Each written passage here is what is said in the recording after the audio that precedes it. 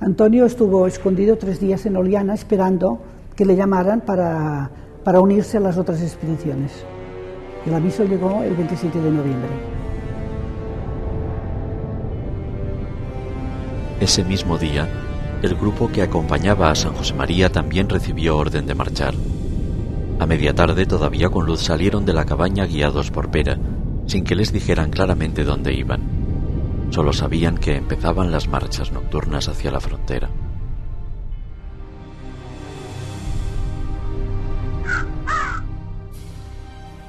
A medianoche llegaron a la casa del Corp, una cueva en el monte cerca de Peramola.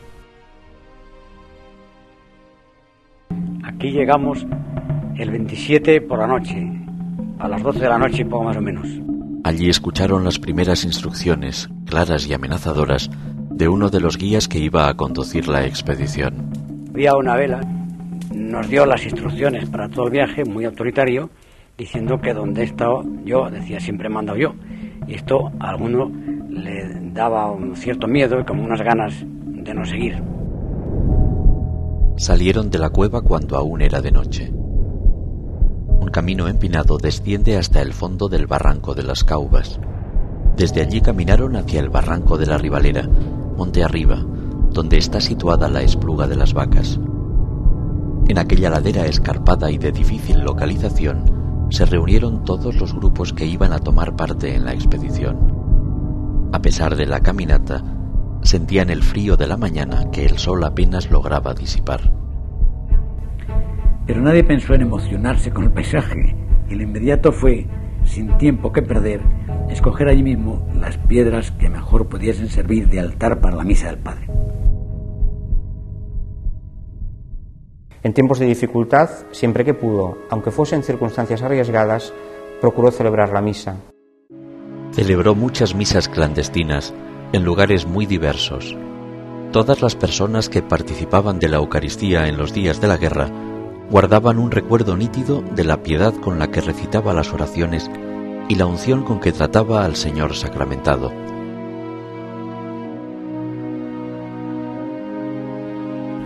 Era domingo. Se acercaron todos lo mejor que permitía la irregularidad del terreno. Ayudaban Paco y Miguel arrodillados a los lados de la piedra. En la misa de la Ribalera había más de 20 personas que no habían asistido a misa ni habían pisado una iglesia desde julio del 36. Y al enterarse, la expectación fue general. Uno de los episodios más emotivos fue la misa de la Ribalera. Aquí tiene lugar el acto más emocionante del viaje. Sobre una roca y arrodillado, casi tendido en el suelo, un sacerdote que viene con nosotros dice la misa. Habla las oraciones en voz alta, llora casi, y nosotros le imitamos. Unos tendidos, otros arrodillados, otros medio sentados, aquel de pie, agarrados a las piedras para no caernos. No se oye más que al Padre. Sus palabras, claras y sentidas, se meten en el alma. Nunca he oído misa como hoy. No sé si por las circunstancias o porque el celebrante es un santo. La expedición descansó durante unas horas. Intentaron dormir en aquel lugar agreste, aunque con poco éxito. Comieron las provisiones que habían traído desde Caljunkas y ya por la tarde iniciaron la marcha después de comer. La subida a la Obense era peligrosa y el guía prefirió pasar aquel tramo aprovechando la luz de la tarde. La pendiente era fuerte. Tenían que subir agarrándose a las piedras y los matojos. Descansaron un rato en el collado. Antes de atacar la ladera por senderos abruptos y bajadas de arrastre de troncos, se dirigieron hacia la casa de Obense. Pasaron cerca procurando guardar silencio, porque estaba habitada en aquella época y no podía confiarse en la discreción de su gente.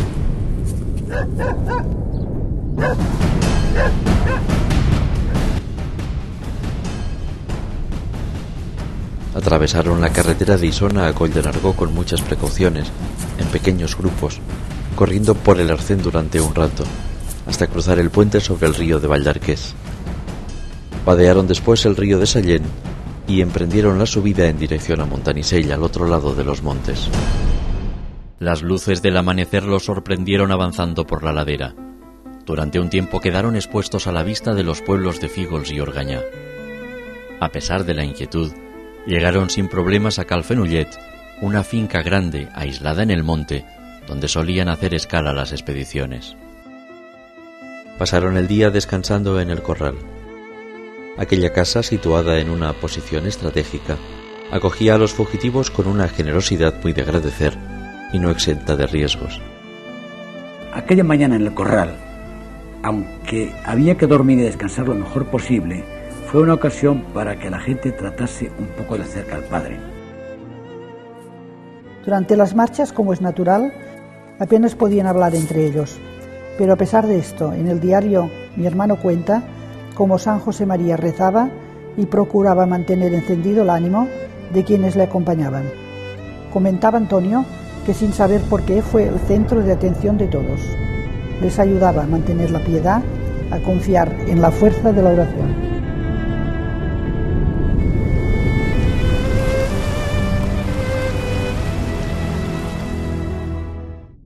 El lunes 29, ya de noche, a las 6 de la tarde, arrancamos de Fenollet. Nada más salir de la finca empieza la subida de la montaña de Santa Fe. Siguió después una fuerte bajada por la ladera norte, por terreno pedregoso y resbaladizo, cubierto de bosque muy tupido.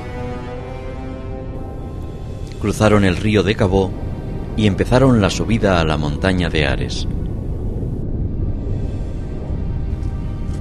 San José María sufrió un colapso por el agotamiento y tuvo que ser llevado en volandas por los más jóvenes, Paco, Miguel y Pedro, que se turnaban en la tarea. Mientras subían la cuesta le oían recitar en voz baja aquellas palabras de la Escritura: no he venido a ser servido, sino a servir. En lo alto de la montaña de Ares, junto al pueblo, paramos en un corral. Se pudo descansar como una media hora, que era imprescindible después de la subida que había sido una paliza. A poco de salir de aquel corral paramos. Suponíamos que se había despistado alguno, porque Sirera volvía atrás. En aquellos momentos que pasaban detenidos en el monte, surgían entre los del grupo preocupaciones sobre la seguridad de la expedición. Entre tantos fugitivos, podía esconderse algún infiltrado que delatase al grupo a su paso por algunos lugares determinados. La cumbre del monte Ares está tan solo a un día de camino de la frontera, y la vigilancia de los carabineros era mayor que en otras zonas. Llegaron todavía muy de noche a una borda aislada en la montaña. Cuando amaneció vieron que se hallaban en un corral cerca del poblado de Conorbau. La borda del Baridá, que ahora es un montón de ruinas, está a unos 1200 metros de altura. Varias cimas de esa sierra alcanzan los 1800 metros de altitud. Apenas se hizo noche, martes 30 empezó la marcha. En la penúltima etapa se incorporaron al grupo algunos contrabandistas. Antes de seguir durante varias horas por la orilla del Segre, tuvieron que cruzar la carretera de Novas de Segre. Durante el día se habían visto carabineros por la zona y el guía exigió de nuevo el mayor sigilo.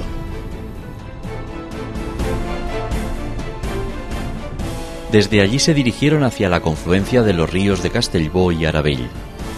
La expedición se ahorró las inclemencias de la lluvia, que había caído abundante en las semanas anteriores, pero no pudieron evitar el agua y la humedad.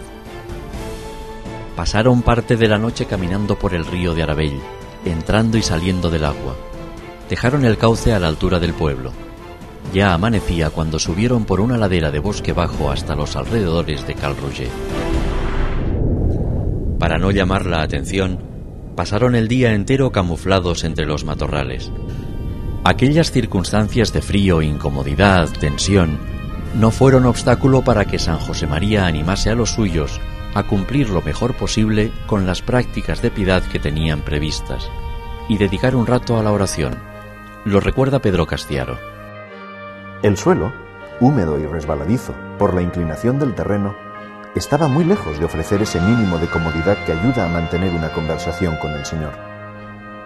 Pero el padre, en aquellos días de los Pirineos, como durante toda su vida, se esforzó heroicamente por vivir en continua relación con Dios.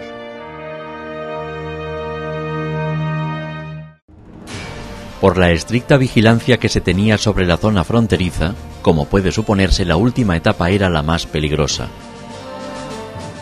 Para esquivar en la medida de lo posible a los carabineros, la expedición debía recorrer un itinerario por lugares escarpados y pasos de difícil acceso. A los problemas del terreno se añadía la fatiga acumulada, el hambre, la falta de sueño, el frío. Desde Cal-Roger subieron, rodeando la collada de la torre, hasta unos 1700 metros, y luego bajaron al barranco de Sibís, por un camino muy empinado y pedregoso. Se detuvieron junto al torrente. Cuanto más se acercaban a la frontera, más importante era el silencio. El rumor del agua ayudaba a amortiguar los ruidos que pudieran ocasionar por descuido. Pero esa zona junto al cauce del Sibís es un lugar muy húmedo. Se amontonaron como un rebaño humano para protegerse mejor del frío. Desde el escondite podían oír el paso de los carabineros que montaban guardia por el camino. Cuando los guías estuvieron seguros de encontrar el camino despejado, pasaron la orden de cruzar y correr cuesta arriba por una ladera muy pendiente que salvaba un desnivel de vértigo. En esa misma zona los carabineros habían abatido a tiros una de las expediciones anteriores.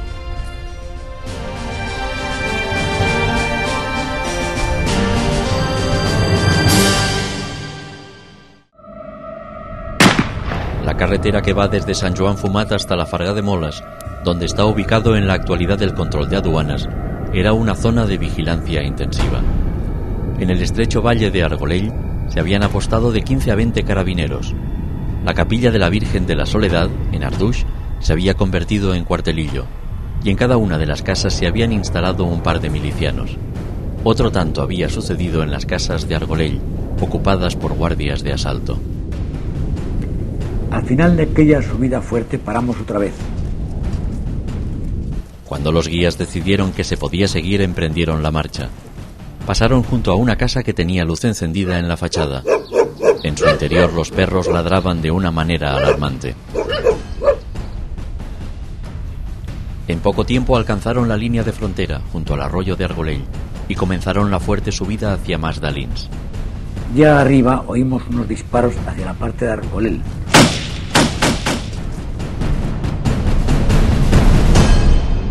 Quizá los guardias habían advertido, aunque demasiado tarde, el paso de la expedición. Con el susto de los disparos, las prisas y la oscuridad, por un momento pensaron que estaban perdidos, y el grupo quedó disperso por la ladera del monte. Pronto vieron la luz de un fuego. Los guías habían encendido una hoguera, y los fugitivos se acercaron hasta allí. Les dijeron que ya estaban en Andorra y podían continuar el camino solos. Mientras descendían caminando en la oscuridad, continuaron el rezo del rosario. Transcurrió un tiempo que se les antojó interminable, y por fin las luces del alba empezaron a iluminar las cumbres. San José María entonó las primeras palabras de la salve. Todos se unieron a su canto. Amanecía el 2 de diciembre de 1937.